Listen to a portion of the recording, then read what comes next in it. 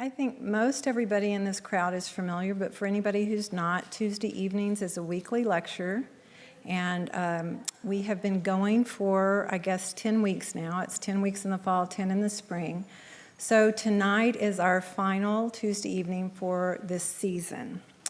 And we are ending the season in a lovely way with the artist Kathryn Bradford here to present her work. You will recall that Kathryn was the Modern's first 2017-2018 focus artist. She is known for her enthusiastic and self-assured paintings described as containing symbolic imagery such as swimmers, superheroes, and ships.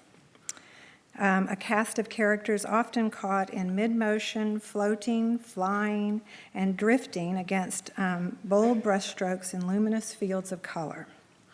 As Michael Blair wrote for Glasstire in a review for the exhibition that was here, quote, "Hidden in her cavalier brushwork are wise and focused decisions." And I think that's aptly said.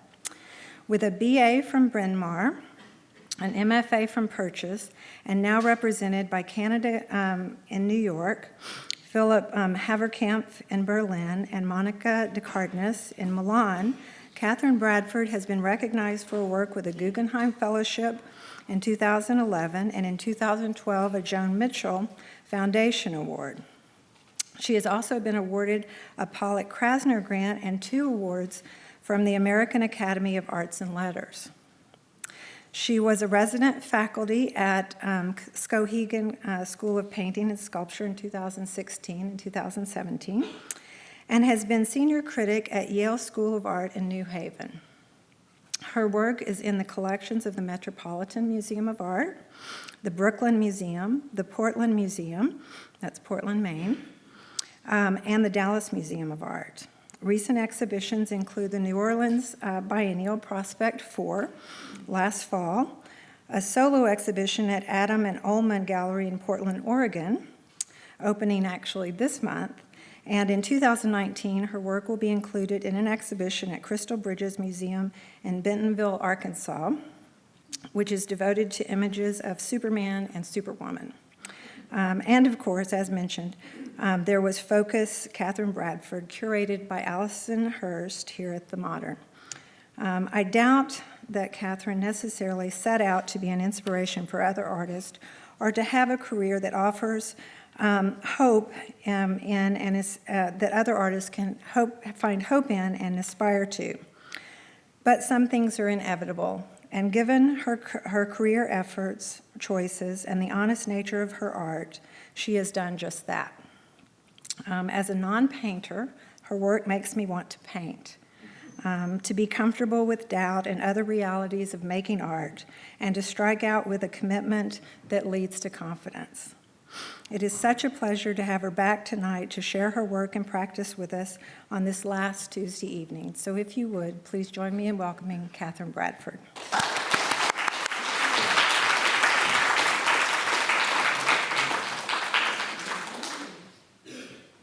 Thank you, Jerry. Thank you. Am I mic'd? Thank you for that nice introduction. I love being called enthusiastic, having hope, and making you want to paint. That's the best. It's great to be back at this most beautiful museum. Thank you so much for coming to hear this talk. I'm going to talk about some of the paintings that I showed here and give them a little context. I'll show you some earlier work and some of the work that's in my studio now. So I'll talk for about 45 minutes, and then perhaps if you have any questions, we can have a question and answer. So these 2 paintings were the first 2 you would see when you walked in the museum area. It shows a person bending over at a sandy shore looking for something. If you got close to this painting, you would see that there's quite a lot of layering in the paint under her feet. And the other painting is at night, and it shows a group of people in a kind of ritual gesture. Here's a close-up. They're raising their hands in the air and either kicking up a lot of fairy dust or moonlight is coming down on them. They are also in bathing suits. I do a lot of paintings of people, swimmers, and I'll try and answer why I do that. Alison Hearst came to New York and she saw this exhibition, which was at Speroni Westwater. She saw a room full of similarly colored paintings. They were all nocturnes, they were all dark. Here's another view. I always liked this. It was taken by the security camera who caught someone inexplicably doing a headstand in the gallery.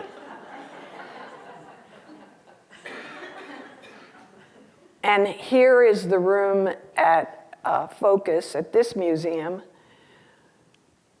What I really appreciated was that my paintings were grouped according to color, and this was kind of the blue swimming room.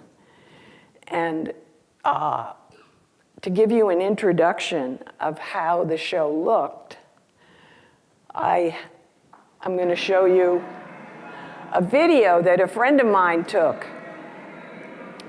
He came over from Amsterdam. This is solar eclipse.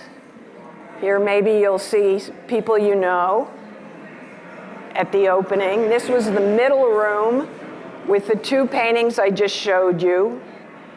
This is a swimming pool in the sky. That's my sister who came with me from New York. This is the ritual painting. He wanted you to see the brushstrokes, but as you get close, it doesn't necessarily see the brushstrokes. And this painting of disparate. And then the final room was full of watery subjects, underwater figures. This is called Overwater, Underwater. And a long painting of a waterfall, and then a painting of people in water swimming. And there I am chatting with people at the opening.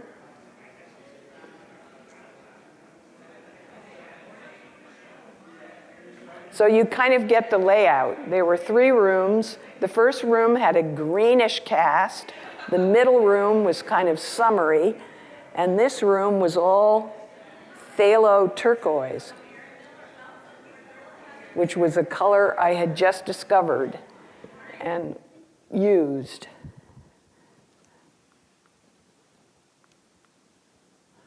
Here I am talking to the docents, I think, standing in front of a painting called Waterfall. This is a diptych. I put 2 paintings together, so this is one of the largest paintings I had done. And why do I have 2 men in suits heading for a waterfall? I tell you, when I finished this painting, I had to step back and ask myself the same question. What does this portend? The truth is that the color I was using, this phthalo turquoise, if you add white, it turns into a kind of wonderful blue watercolor. If you don't add any white at all, it's very dark. It's that black.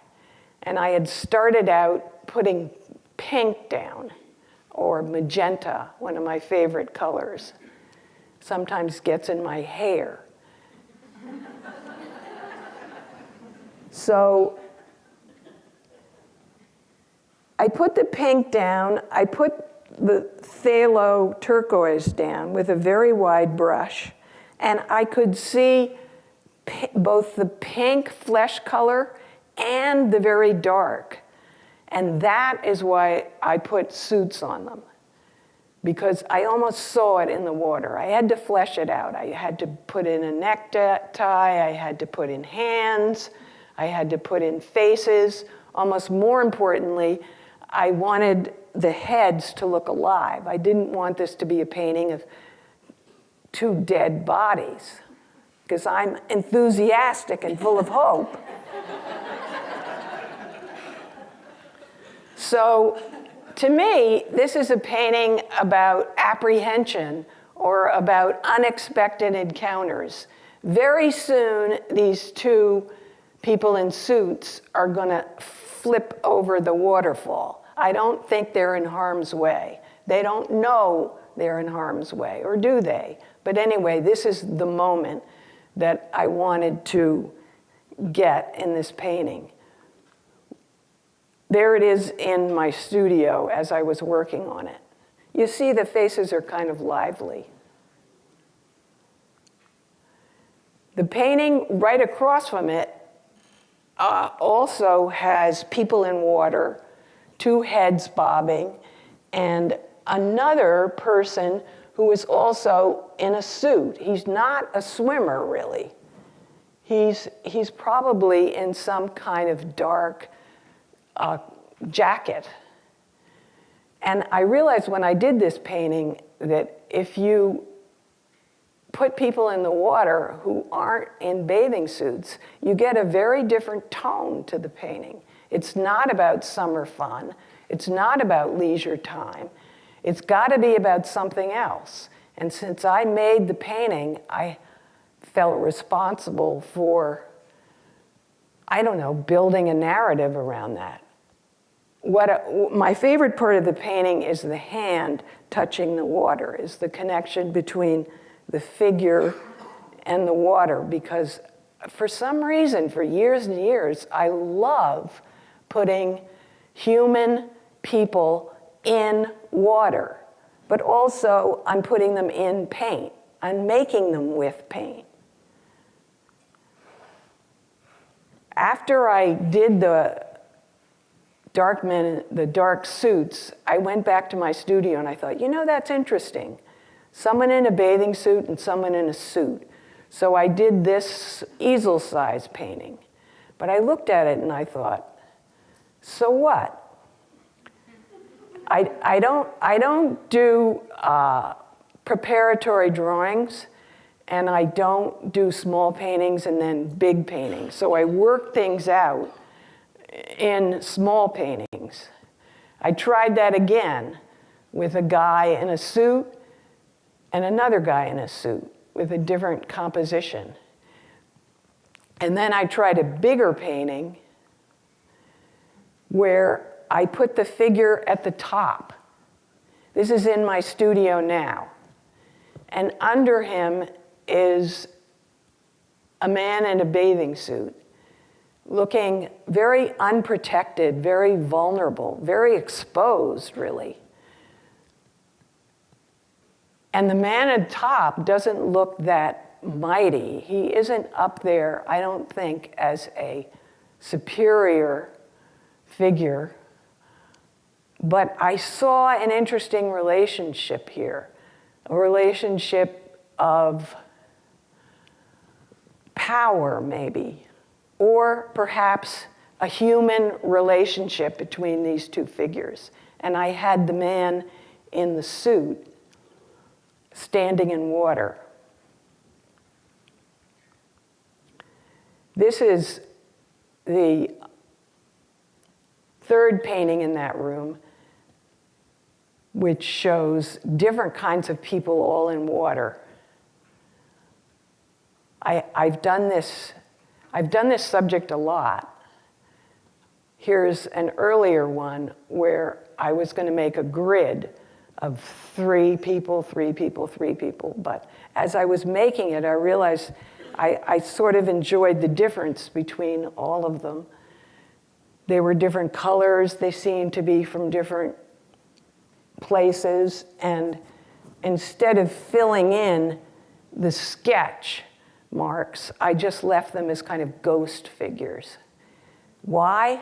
Because I liked the way it looked, and because perhaps there was some kind of metaphor there, or mystery, shall we say. Here's an earlier one that I did, which is very similar to the one that was in this focus exhibit. But if you compare the two, the earlier one is much more even, and I kind of kicked up my heels a little more with the later one. The earlier one, the figures are placed in a kind of zigzag rhythm. In the one that was in this museum, I think I was a little bolder with the color, with the degree of finish. I think I got more diversity, maybe, in who happened to be in this pool.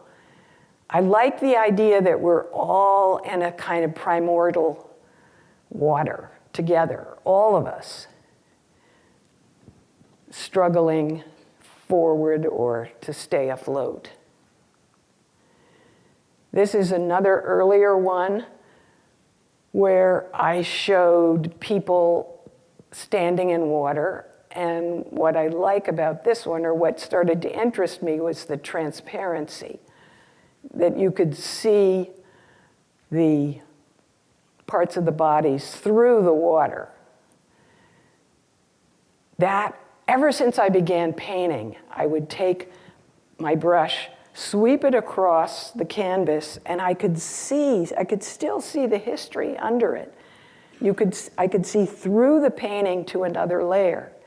Incidentally, I walked around this museum, and you can get that same sensation if you look out at the wonderful bodies of water surrounding the museum. They act as a plane that the water bounces off, but you can also see through it. Yes, then I turned around and looked at the art, but I love that part of this museum. So this painting, which was the fourth painting in that room, Over Water, Underwater, shows a swimmer at the top with a diving mask on, and he's looking perhaps through the water to the lightest part of the water. And then there's a second figure right here, which I wanted to look like you were looking through the water. This person is underwater, swimming through very clear water. So I had my two wishes, over the water, and then the sensation of looking through the water at someone swimming, which, why do I keep hitting on this again and again? I think it's a visual thing. I was a swimmer. I was on swimming teams as a teenager and in college. I lived by the water. I spent many years on the coast of Maine, where there is an ocean and lakes and tides and wonderful salty smell in the air. But even more important to that, I think that these paintings of people in the water offer up a kind of metaphor, a kind of unending metaphor for lots of things: plunging, diving, soaking, wading, all those words that are part of our vocabulary to describe the human experience. This was, I did in 2016. What a green. It isn't really this color green. It's a little nicer. These are swimmers with the swimming lanes, and I had them just barely beneath the surface. And here are two swimming pool paintings. The one with the moon was in the focus show, and the one on the left you can't really, you're not really seeing through the water, but I inadvertently created the sensation of something being in that pool, something that maybe is unnameable, maybe just the mark making of a maker, of a painter. And why I put the red rim pool up in the sky, or perhaps just at night, I think it gave maybe a more elemental, maybe gave it a larger scope. It wasn't someone's backyard pool. This painting I did in 2015, and it's called Fear of Waves, and it shows swimmers running away from two rushing sets of waves. Here's a detail of that. I think just by getting the paint to kind of drown this person a little, I got the effect of a figure in the water. One of the writers writing about my work said, Katherine Bradford, it's almost as if Kathryn Bradford allows figures to appear in her painting rather than actually make them, which is true because I'm painting very quickly with strokes. So I'm not delineating anything very, as you notice, I often don't put the face in. This is Carol Dunham, who has a nice painting in the first floor of the museum. I saw him do what I wanted to do and what I was interested in doing with these paintings, which was to use paint as a way to indicate another area, another atmosphere, a kind of layer of transparency. That big boat painting was in the Museum of Modern Art. When I walked in, I went, oh, there it is. There's my world. Not quite, but I get a lot of inspiration from looking at other artists' work. This is a little painting of that I did recently of an outdoor tub. And a painting I started, I had a lot of energy. I was really putting the white paint on very freely. And these paint strokes looked kind of like fish. So I let them be fish, but I finished the painting with a little more detail. But what I achieved was a kind of watery look to all the figures. They almost look like they're made out of water. I actually added a lot of water to the paint, thin layers of paint. And the two fish are there. I left them there. They could be jumping out of the water, or all these people could be underwater. I don't think this is just a swimming scene. Somebody suggested that maybe this is a scene of, now how'd that happen?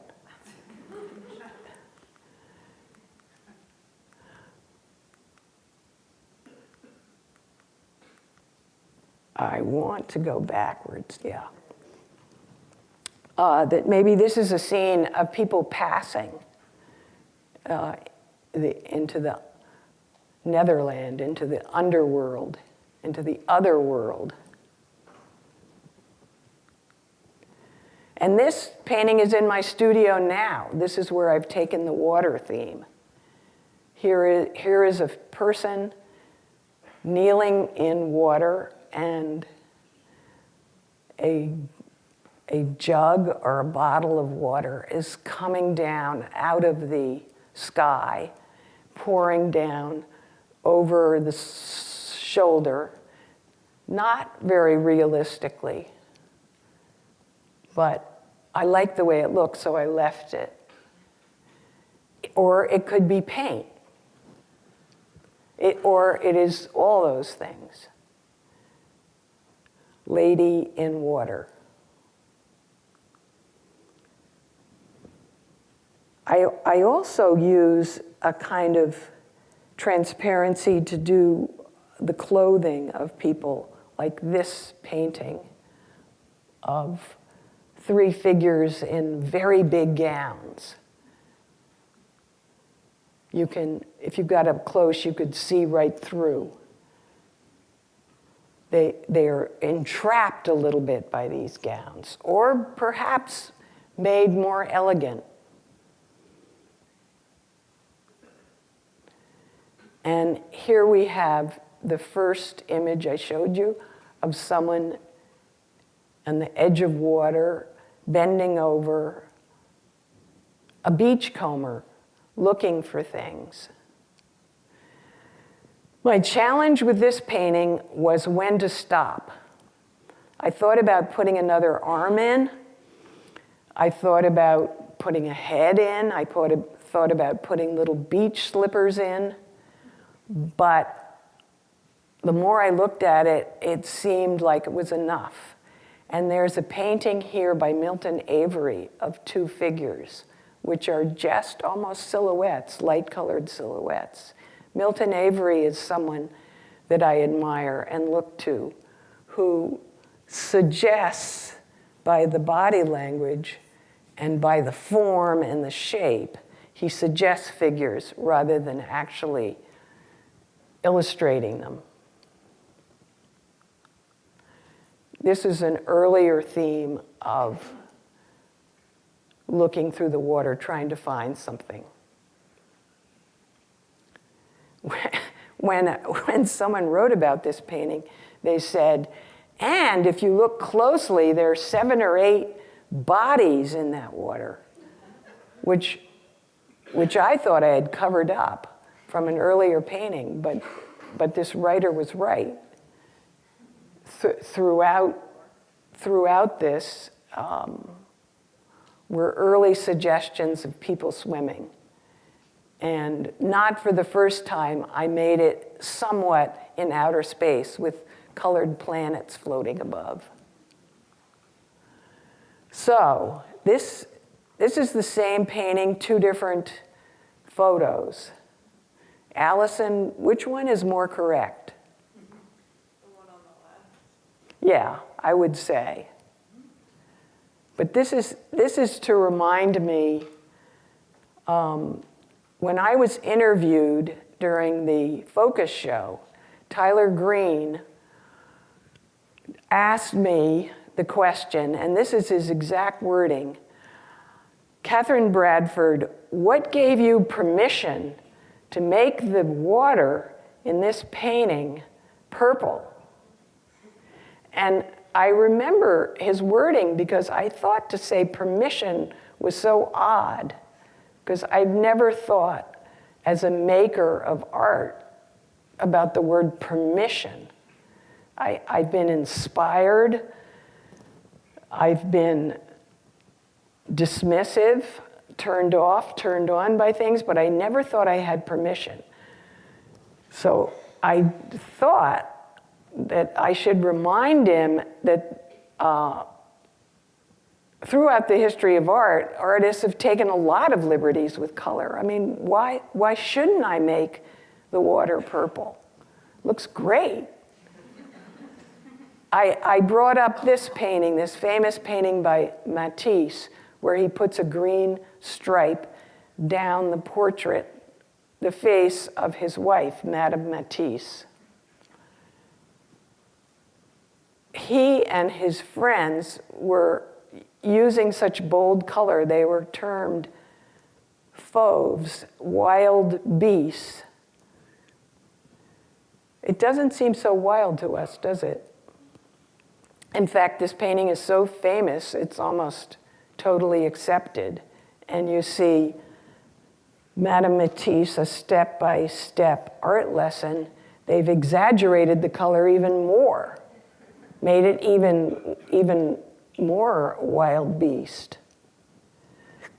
So after we talked about the fauves, I think Tyler Green accepted my color choices more. This was in the first room of focus. It's a castle with fire and smoke coming out the window and a suggestion of people at the bottom, perhaps looking at the fire, perhaps endangered. It's a bright painting, but it may be a foreboding painting. And I realized that I did this painting right in the summer, right after my grandsons had visited me.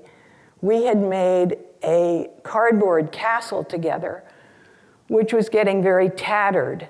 So together, we took it outside and lit it on fire. Do we have some sound here? Your Majesty! No, Kathy, what the hell? That's my grandson. Damn it. This was an extremely satisfying thing to do.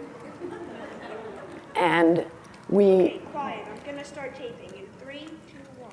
we both took videos of it. And I've looked at this video many times, and somehow I just love watching that castle fall apart. Castle, fortress, power, might, too big to fail. And it all ends up in ash. So that may or may not be the impetus for my Fort Worth castle. Maybe it was just the light. I love to get a painting that is luminous, and I often stop painting when I feel there's a light coming, especially from the middle, like a Rothko, like a fire. Fire, ha. This is a painting that's in my studio now. I took the fire idea and all the people together, saints and sinners saved, and had magenta logs burning. What's going to become of this painting? That's what I have to face when I go home. Here's another painting that's in my studio now. And I think, again, this was my urge to put disparate people in the same, this time not pool, but the same rectangle. I've got a swimmer, I've got a guy with a cape, and 2 figures entering. And I suppose I'd like them to all belong. Now I'm going to go way back. This was my thesis show when I was in graduate school, a long time ago. And I remember, where's the color? Why didn't I use color? I remember the faculty saying, it looks like you've been looking at what's going on in the galleries and stuff, Bradford. And it's true, I was very influenced by, they also said, what's with the polka dots? But you know, I don't think of these as polka dots. I think of them as points of light. And that's something that I've gone after, whether it's a night sky or lights. This is Terry Winters in the 80s. I probably did see this. I probably did want to make a painting like this. I thought that's what a painting was. I started out, as you can see, as an abstract painter. I thought of myself as a mark maker. This is also Terry Winters' painting from the 80s. I think it was the bottom of this painting where it almost looks like a code.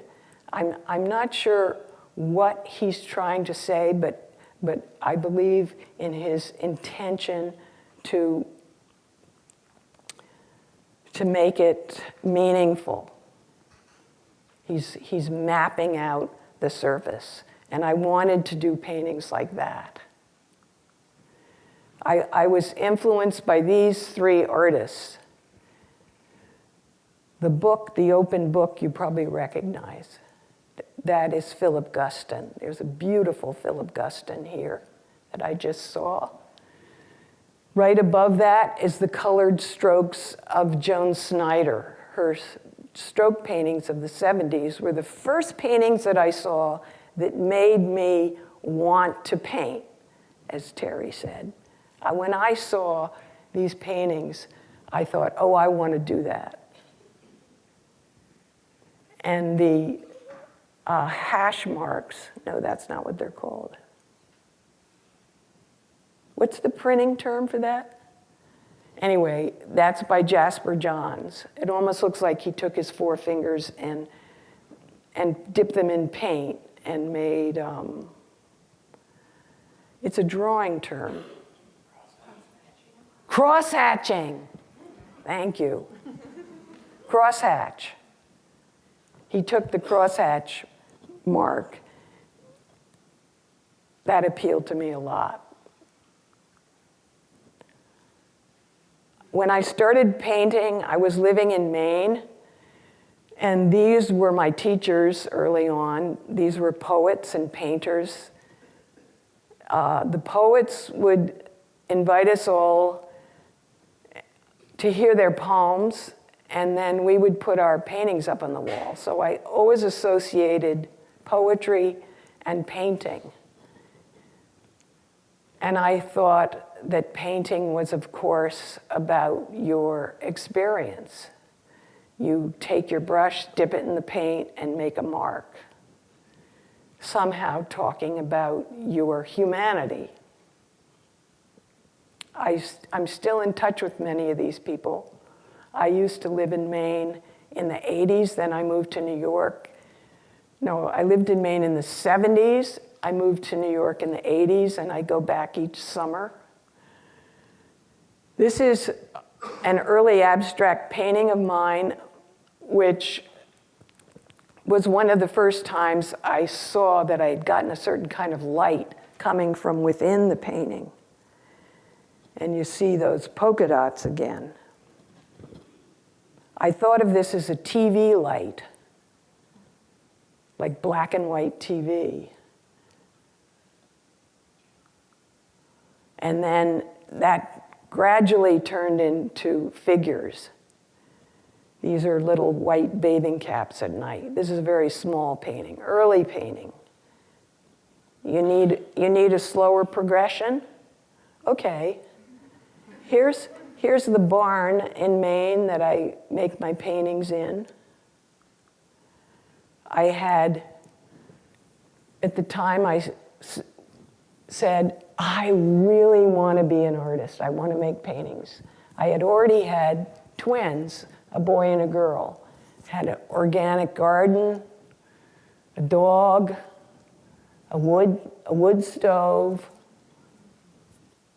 I had to gradually, very gradually make my life so that I could do what I do now, which is work in my studio every day.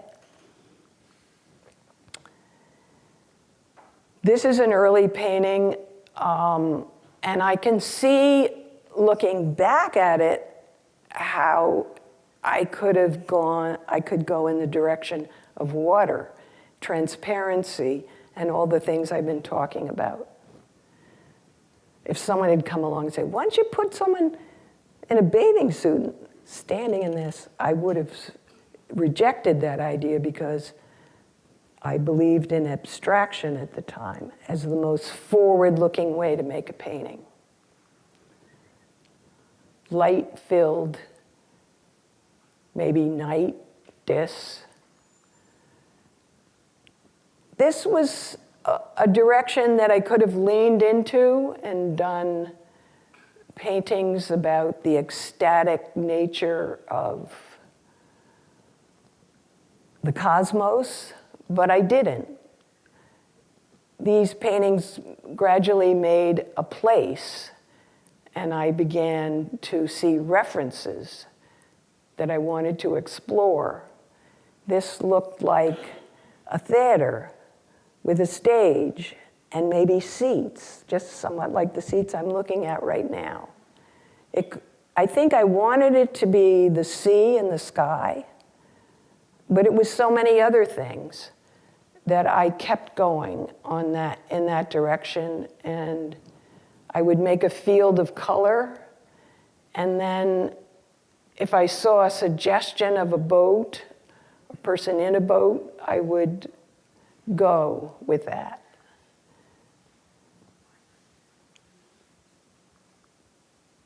And the points of light inevitably turned into sky. One of my favorite topics, someone looking at something full of wonder and enchantment. A very early swimming painting. I had to get bigger, bolder, and more experimental. Ship painting, but really, there I go. I made the hull so that you could see through it and had it festooned with light. So it's a celebratory kind of boat.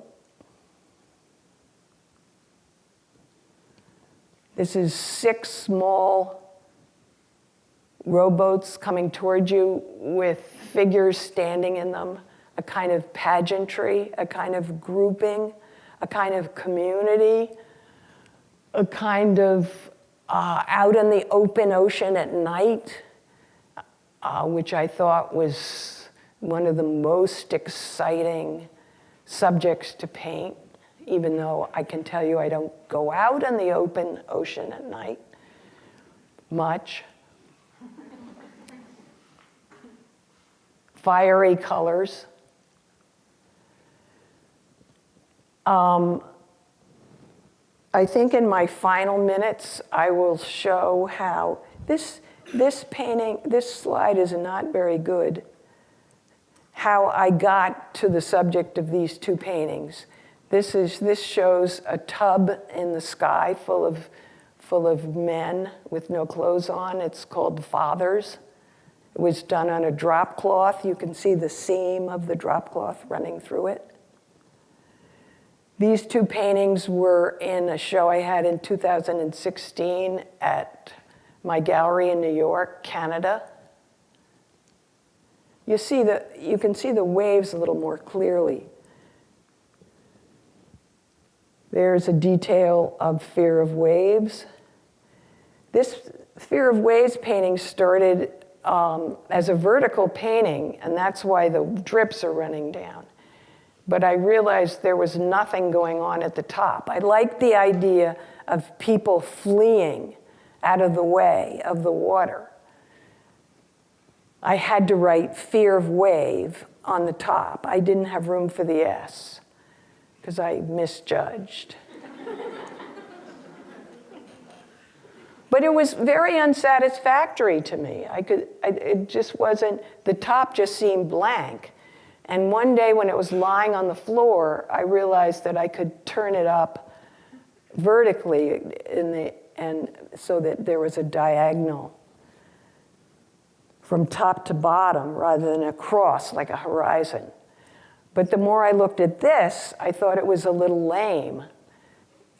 I wanted the idea of the surf coming towards them, but I needed something stronger. So I painted in the waves, which for some reason this picture is blocking out. But here are the 2 paintings before I painted the waves and after I painted the waves. So that was the final touch that I arrived at. These, again, are different colors just because of the photo. So one writer wrote that she could hear the swimmers squealing. She didn't know whether it was out of delight or fear. I think this painting is more about fear than it is about waves at the beach.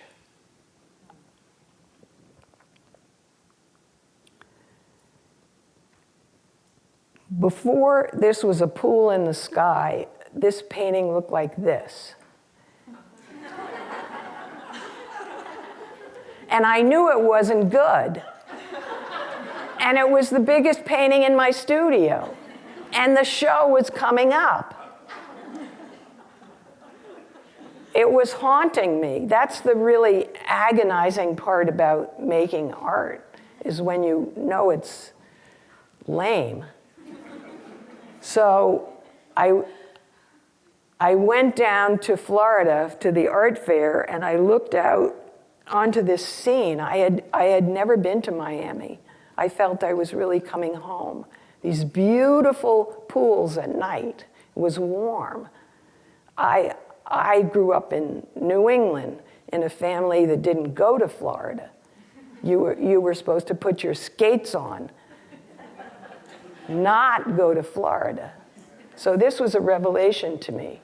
There were warm pools down there.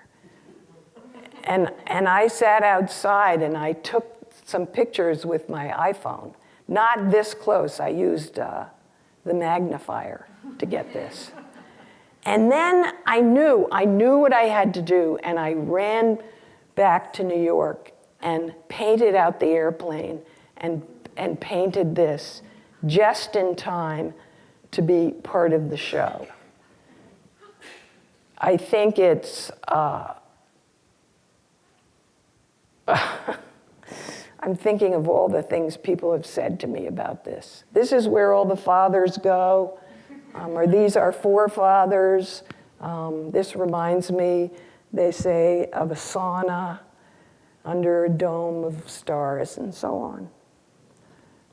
So with that image, I think I will end. Thank you all very much.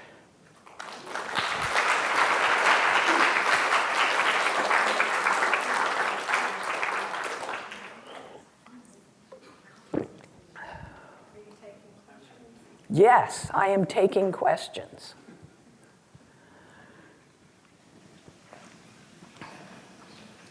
Okay, so you said some of your paintings were small. How small is small? Well, this size. I'm not really good at numbers. 11 by 14, 20 by 16. For a long time, I did small paintings, and it's just been in the last several years that I've made them large. And I knew this museum in particular has very large proportions. You walk in the front door, and you're in a lobby with a very high ceiling. You're like, everything's giant in here. And so I tried to rise to the occasion and do large work. Yes? I'm really intrigued by your process of, what you do as an artist, and I'm wondering, when you get ready to make a painting, or when you go into the studio, do you set out to make a painting or a particular painting? What do you think? I think you set out to make a painting, and a particular painting begins to take form. That's exactly right. However, well, I often make that point, that I find the image as I paint. It suggests things to me. However, I've been painting for decades, so I have what you might call a vocabulary and things I return to, which I realize, setting up the images for this talk, that I'm kind of bonzo about transparency and light, and that I've been doing that over and over again in many different ways. And I probably will keep doing it. I think that as artists, we are driven by certain obsessions. And you know what? I think I'll quote Katharine Hepburn, who said, There are some things I don't even discuss with myself. And I feel that way about the way I work, the way I do my work, because I think it's coming from my subconscious. Although I think there is a time to sit back and discuss it and look at it. And I'm very interested in people's reactions and what people write about it. But while I'm making a painting, I'm really in the moment and watching what's happening in front of me, which is really exciting. And it's a balance between not having control over what's happening and directing this film that's going on in front of you. Yes? For a two-dimensional art form that you're working with, your work has incredible depth.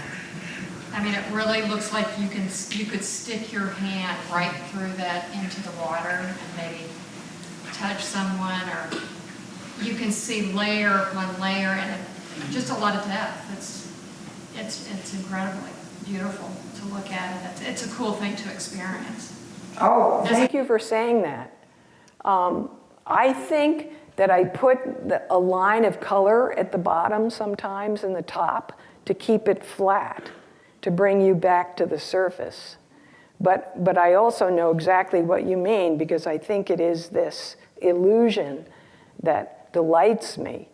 And it's perhaps when I stop the painting, I step back, and it has a certain light or a certain, I don't like the word magic, but it has a certain effect that seems enough. Yes? I love how you work with acrylic, and I know you do acrylic and oil. Do they impact how you work differently when you choose them, or do you go in and say, I'm going to do acrylic now, or do they direct how the painting goes? The earlier paintings were oil paintings, because that's what my friends were doing. That seems what a real painter uses, oil painting. But in the past decade, I've switched to acrylic, and I did, for a time, use both because I was transitioning, as they say. But now I work only in acrylic. I love acrylic because I use fluorescent colors. These men sitting around are fluorescent red. I don't think I could get them to glow like that. I think the fluorescent acrylic paint has helped me a lot. And those impressionist painters, I just wonder what they would think of fluorescent yellow, fluorescent magenta. Would they think it was in very bad taste? Or would they envy me? I don't know. Can I have 2 questions? Yes. So as you're painting, things start to take form, but eventually, I mean, to me, the work from the outside is so psychologically packed. There's just so much psychology to it. It's unavoidable, even if it's not what you set out to do. So I'm curious, you have to recognize that yourself, even if it's because people write about it. Does that get in your way, or does that affect you now as you go into paint? Can you? I know what you're saying. I'm dealing with people, more than one person. And this whole year, if I get 2 people too close together, I think, oh no, this is like the morning news. This is like the Me Too situation. And I change it because I don't want to paint about that. So I do have control over what these figures are doing and what impression they're giving off. Is the consciousness of that a hindrance, or does it actually give the work more depth? I don't know. This is one of the big questions that I'm grappling with now. And it's kind of nice to be able to grapple, if I do say so, is how much should I join in the social and political conversation that's going on, which is everywhere. And there's a lot of artists speaking to race, just all the political change, all the changes that are happening in our society. And I think that's very important, and I wonder what my place in that is. Yes? You showed a number of works by artists who you admire, and I wondered if Marston Hartley, who worked in Maine, was one of those artists also. Marston Hartley is my big hero, and I'm so glad you brought him up. I love Marston Hartley because he had a certain awkwardness to the way he painted the figure. And all I have to do is look at some Marston Hartley men in this little pink bathing suit. And it's almost ridiculous, but it's very loving and bold of him because it's not skillful. It's wonderful. Thank you for bringing up Marston Hartley. I think there's a spiritual kinship too. And what do you mean by that? Spiritual? Well, sort of, you mentioned kind of being in space and just a almost transcendental quality that some of his work has, that I think your work does too. I think it's interesting that he went to Europe and he was exposed to the most sophisticated art of the time, and for a while painted more abstractly, but then he returned to Maine and wanted to be known as the painter of Maine, and did out and out landscapes, ocean, clouds, waves, and so on, which are great.